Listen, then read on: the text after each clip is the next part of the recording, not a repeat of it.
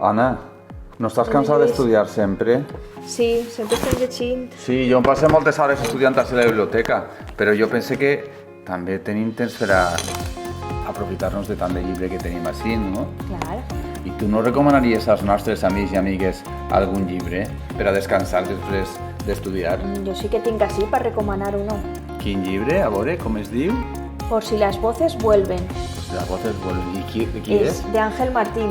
És conegut molt com monologuista, és actor, és de tot, o sigui, presentador. Cantant també, no? Perquè també... a mi em sona molt. La veritat és que Ángel Martín és una persona molt coneguda. I és la primera vegada que ha escrit un llibre. O És sigui el seu que- primer llibre. Que val la pena, I mira, no? i ja està per la 10ª edició. Molt bé, molt bé. És més d'autoajuda, Un llibre d'autoajuda que és bé, perquè entre estudi i estudi necessitem un poc... Algo que mos anime. Que ens anime.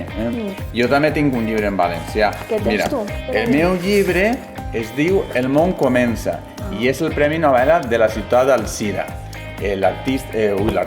L'escriptor és Maria Beloy.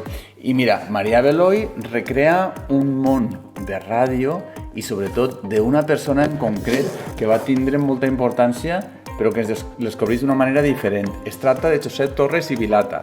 Es va fer famós gràcies als diàlegs que va fer amb un personatge que tenia una veu infantil. I es mostra la participació d'aquest artista en projectes d'Amèrica. Total, una part desconeguda que ens farà retrobar-nos en un món completament diferent i amb una miqueta d'ironia suau.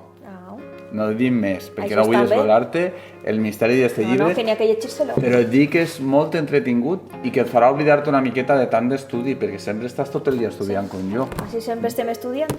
Molt bé. Així que, amigues i amics, us esperem en la...